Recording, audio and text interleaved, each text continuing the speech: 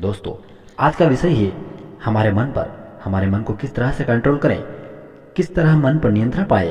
हमारा मन बंदर की तरह चंचल होता है, कभी यहाँ तो कभी वहाँ। जिस प्रकार हाथी को वश में करने के लिए अंकुश की जरूरत होती है, उसी प्रकार हमारे मन को वश में करने के लिए किसी न किसी तरह का कोई भी इसको कार्य की जरूरत होती है। वैसे तो मन की बातों पर चलने वाला इंसान हमेशा दर दर की ठोकरें खाता है। ये मन रूपी घोड़ा जब भी फ्री रहता है कुछ न कुछ सोचता ही रहता है। मित्रों, अपने आप को इतना बिजी कर दो कि इस मन रूपी घोड़े को कुछ सोचने की समय ही ना मिले। कि एक बार बुद्ध किसी नगर में होकर जा रहे थे, तभी बुद्ध की नज़र एक गन्ने के व्यापारी पे पड़ी जो बिल्कुल उदास और दुखी दिखाई दे रहा था। बुद्ध चलकर उनके पास गए और पूछा, हे मित्र, तुम इतने दुखी क्यों दिखाई दे रहे हो? अगर आपको किसी बात को लेकर चिंता है तो मैं तुम्हारी समस्या का समाधान कर सकता हूँ, अगर तुम चाहो तो।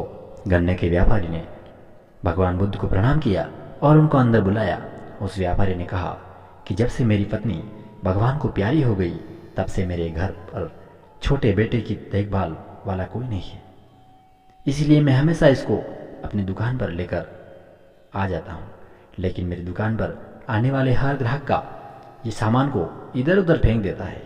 मैंने इसको बहुत समझाया, इसको बहुत पीटा, हर तरीके से समझाया, लेकिन इसमें किसी तरह की कोई समझ नहीं आई।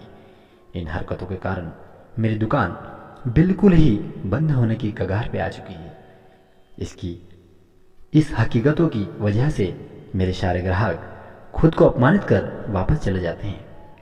महात्मा बुद्ध बोले, मैं तुम्हारी सहायता कर सकता हूँ, पर तुम्हें मेरे बताए मार्ग पर चलना पड़ेगा। व्यापारी ने हाँ बोल दिया।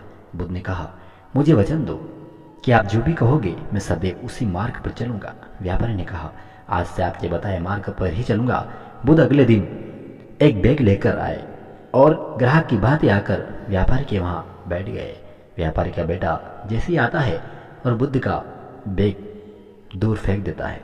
महात्मा बुद्ध मुस्कुराए और कहा, बहुत अच्छा, जाओ उस बैग को तुरंत वापस लेकर आओ।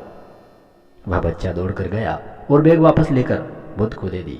अगले दिन बुद्ध एक पेन और कॉफी लेकर आए और उस लड़के को पेन और कॉपी दे दी और कहा, जाओ इस कॉफी के हर पेज पर अलग अलग लकीरें खींचो।